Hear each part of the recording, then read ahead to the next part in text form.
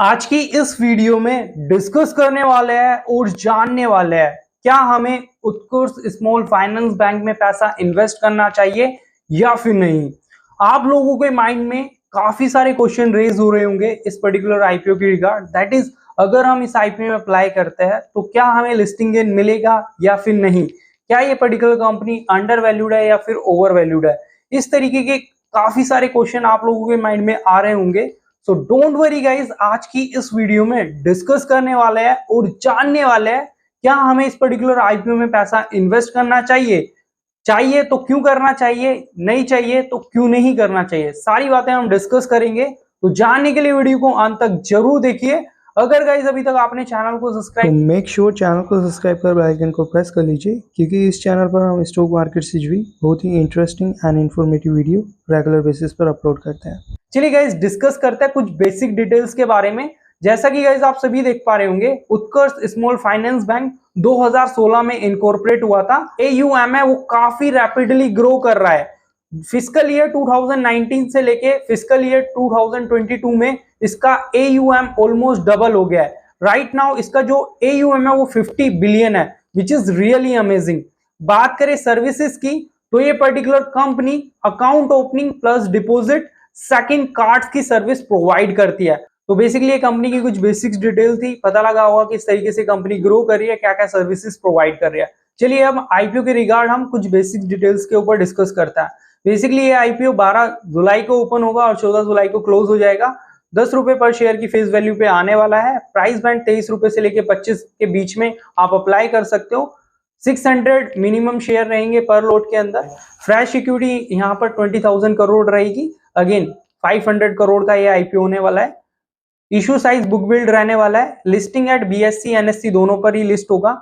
बात करें basic allotment date की, जो कि 19 तारीख रहने वाली है। बेसिकली बेसिक अलॉटमेंट डेट वह डेट रहती है जब भी आप आईपीओ में अप्लाई करते हो और सपोज कि आपको शेयर मिल जाते हैं तो उस टाइम पर हमें पता लग जाता है, बेसिकली बेसिक अलॉटमेंट डेट पर हमें पता लग जाता है कि हमें आईपीओ में जो शेयर्स है वो मिले या नहीं मिले है। अगर मिल गए तो दैट इज ओके, अगर नहीं मिलते हैं तो नेक्स्ट डे 20 तारीख को इसकी रिफंडेबल डेट है। बात करें credit of share to demat account, जो कि 21 जुलाई का रहने वाला है।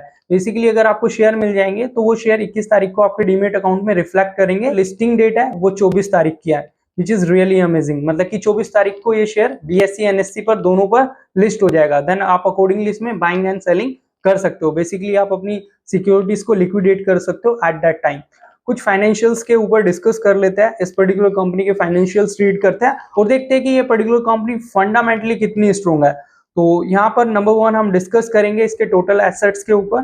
तो टोटल एसेट्स जो इसके 2020 में थे ना वो 9,404 के अराउंड थे और 2023 में ये बढ़कर 19,117 हो गए, ऑलमोस्ट डबल। तो टोटल एसेट्स ऑलमोस्ट डबल हो गए 3 साल में, विच इज रियली अमेजिंग थिंग।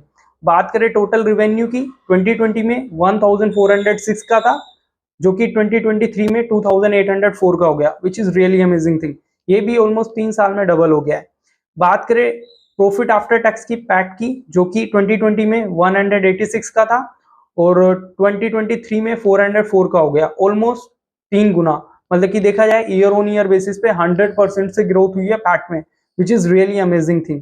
बात करें नेटवर्थ की, जो कि 2020 में 1019 थी और 2023 में बढ़कर 2000 हो गई है, ऑलमोस्ट डबल हो गई है 3 साल के अंदर।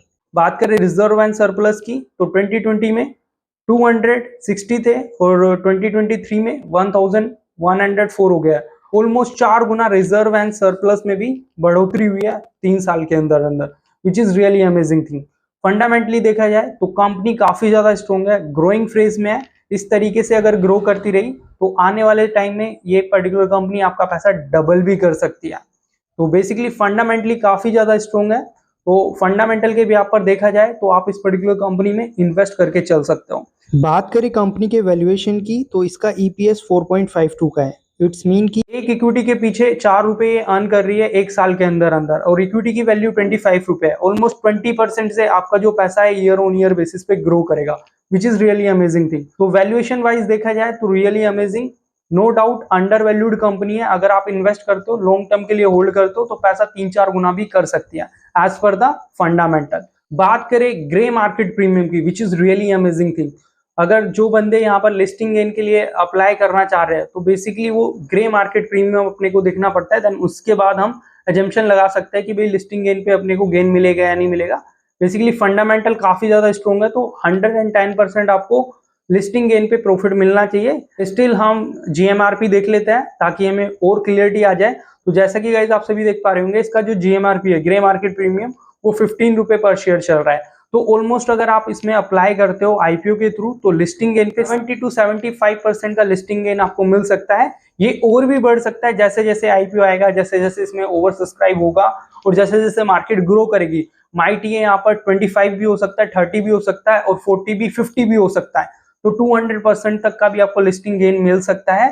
तो अगर आप लिस्टिंग गेन के लिए जा रहे हो तो जीएमआरपी को कंसिस्टेंटली ट्रैक कीजिए। लाइक ये 14 तारीख को बंद होगा तो 13 तारीख को देख लीजिए या 14 तारीख को ही देख लीजिए इसका जीएमआरपी क्या चल रहा है। अगर जीएमआरपी हाई चल रहा है, प्रीमियम पर चल रहा है, तो आई सजेस्ट यू उस टाइम पर आप डेफिनेटली इन्वेस्ट करके चल सकते हो। डेफिनेटली वहां पर आपको लिस्टिंग गेन मिलेगा। तो अभी करंट का जीएमआरपी देखते हुए इस पर्टिकुलर आईपीओ में अगर आप अप्लाई करते हो तो 70 to 75% आपको लिस्टिंग गेन मिल सकता है। अगर आप लिस्टिंग गेन के लिए जाना चाहते हो तो आई सजेस्ट यू डेफिनेटली आप इन्वेस्ट कीजिए। डेफिनेटली आपको इससे लिस्टिंग गेन जरूर मिलेगा। अगर आप लॉन्ग टर्म के लिए इन्वेस्ट करना चाहते हो तो लॉन्ग टर्म के लिए भी थम्स अप है। पर्टिकुलर कंपनी फंडामेंटली काफी ज्यादा स्ट्रॉन्ग है, लॉन्ग टर्म के लिए भी आप इन्वेस्ट करके चल सकते हो। तो बेसिकली गाइज ये मेरा पॉइंट ऑफ व्यू था जो मैंने शेयर किया आईपीओ के रिगार्ड। अगर गाइज आपको वीडियो से रिलेटेड या आईपीओ से रिलेटेड या फिर आपके कोई भी पर्सनल डाउट है तो उनको मेंशन कीजिए कमेंट में। इसी तरीके की इंफॉर्मेटिव वीडियो के लिए जस्ट सब्सक्राइब द चैनल।